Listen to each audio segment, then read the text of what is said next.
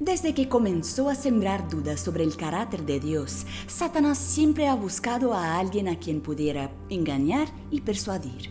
Solo necesita un poco de atención para lanzar su trampa. Cada uno de nosotros es un combustible potencial para que el enemigo de Dios continúe en acción. Pero ¿qué pasaría si Satanás no tuviera a nadie a quien probar? Nos encontramos casi al final de nuestra conferencia online sobre eventos finales promovida por la editorial Sa Feliz, y esta entrevista nos ayudará a comprender cómo acabará Dios con Satanás y el pecado.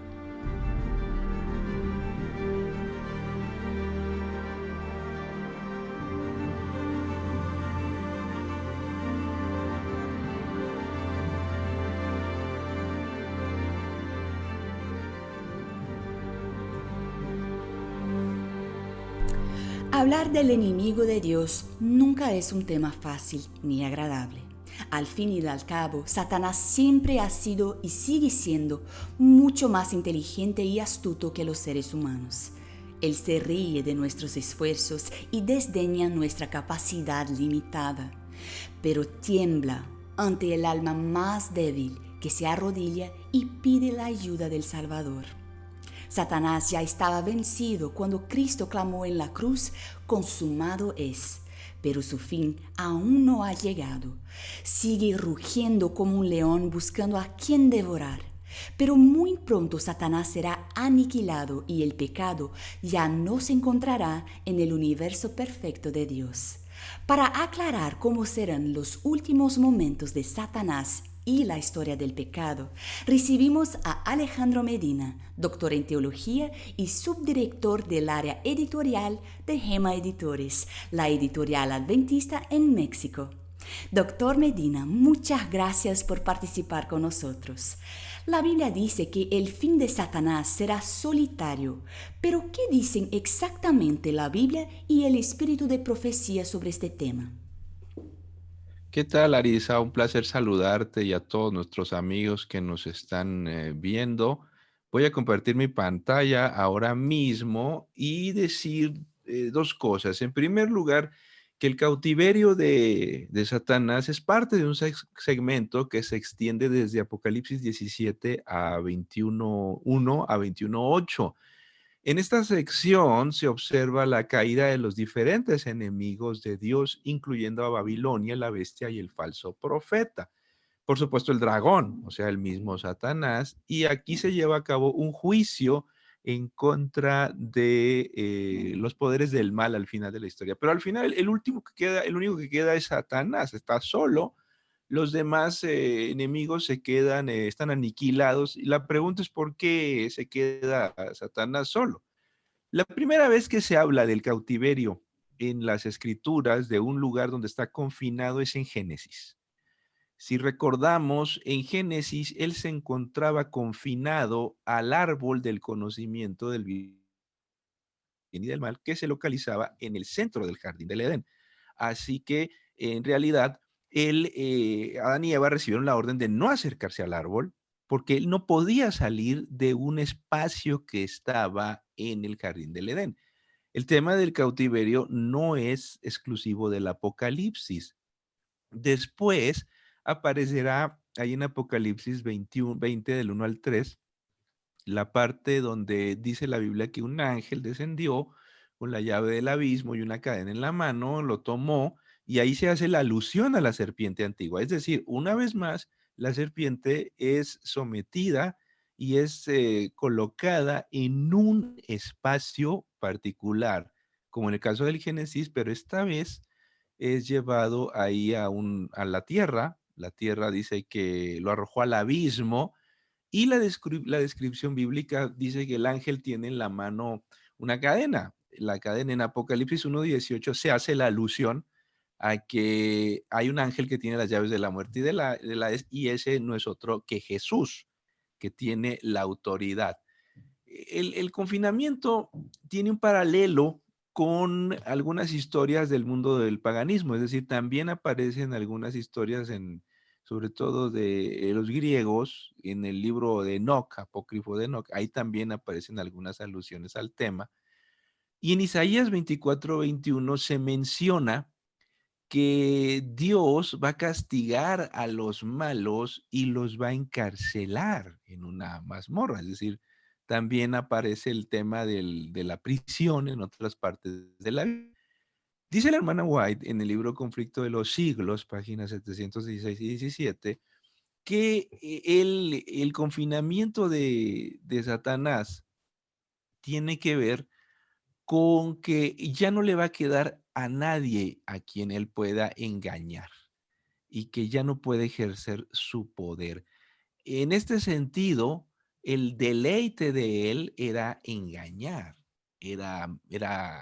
pero ahora ya no hay a quien engañe. Y el tema de la tumba, la hermana White en la misma obra dice que él estuvo llevando, encarcelando a la gente, al pueblo de Dios, durante 6000 años. Y esa prisión se refiere ella a la tumba. Pero el Señor rompió sus cadenas. Aquí la figura de las cadenas y la tumba es interesante porque los tenía preso. Ahora, durante esos 1000 años, la hermana White dice que él andará errante de un lado a otro mientras la tierra está desolada y todo este tiempo, todo parece indicar, dice, esta declaración es muy interesante, dice que padece intensamente. A él le resulta muy difícil no tener a quien engañar. Pero ¿estará Satanás solo o los otros ángeles caídos estarán con él? Estará solo totalmente, totalmente solo porque no tiene a quien engañar. Es el único que queda al final, el único que queda y el único que va a establecer este tipo de ejercicio. Eso es lo que la Biblia y la hermana White dicen al respecto. ¿Cómo será y dónde estará esa prisión? Esta prisión de Lucifer es aquí en este mundo. Ocurre aquí en este mundo porque dice, voy a volver a compartir pantalla en este momento. En realidad, él, cuando fue echado la primera vez del reino de los cielos, él tenía una posibilidad de salir, dice Elena White, que como no pudo controlar que lo admitieran, aparentemente dice que montó una guardia en la entrada del reino de los cielos, imagínate, para estarse mofando de los ángeles y buscar contiendas. Y luego dice también que no podrá salir de esta tierra porque tenía una especie de permiso, oportunidad de salir siempre bajo la autoridad de Dios. Es decir, parece que tenía acceso ilimitado a ciertas partes, pero en esta ocasión ya no puede salir. De a eso, en ese sentido, es que estará encarcelado. Entonces ¿estará la prisión aquí en la tierra? Aquí en este mundo, dice la Biblia que estará como, pues sí, como encarcelado porque no tiene a quien engañar y ya no puede salir. Es decir, una vez más confinado, como en el jardín del Edén, él no puede ir hasta más allá de lo que Dios le ha delimitado. ¿Qué hará Satanás durante 1000 años? Hay algunas declaraciones de la hermana White que dejan ver que él va a estar por ese tiempo reflexionando en la rebelión, acerca de la rebelión y el daño, las consecuencias que causaron. Incluso la descripción de Elena White es que tendrá terror por momentos, unas cosas muy interesantes acerca del carácter de Lucifer. ¿Existe alguna posibilidad de que el diablo se arrepienta? Bueno, él ya tuvo su oportunidad. En el libro Historia de la Redención, la hermana White dice que a él se le dio la oportunidad de arrepentirse. Estuvo a punto de hacerlo, incluso sus seguidores lo estimularon, los propios ángeles que lo siguieron, a que se arrepintiera y aceptara, pero no quiso. La Biblia dice al final que su carácter no ha cambiado, que al término de los 1000 años va a volver a cargar en contra del pueblo de Dios y en contra del Señor y va a tratar de convencer a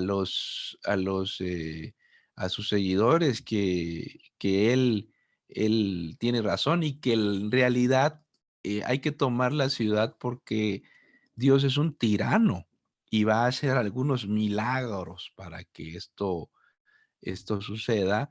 Así que no ha cambiado. Él tuvo la oportunidad de arrepentirse y en esta ocasión los 1000 años no son un momento, no son una oportunidad de arrepentimiento. 1000 años son una muestra que hace Dios de su autoridad. Durante toda la existencia de Satanás, él ha estado sometido a la autoridad divina. Nunca ha sido un ente o un ser que pueda actuar por sí mismo. Más bien, él ha tenido que someterse a la autoridad de Dios. Él puede actuar y se puede mover hasta donde Dios lo deja. En todo momento, el tema del jardín del Edén, el tema incluso cuando Job menciona que él iba a otros, se presenta delante de Dios, va porque Dios se lo permite y llega hasta donde Dios se lo permite en todo momento, hasta el día de hoy. Los poderes del mal tienen un límite. ¿Tenemos alguna idea de cómo será ese momento para Satanás? Dice la hermana White que será muy difícil para él y que será de mucho sufrimiento.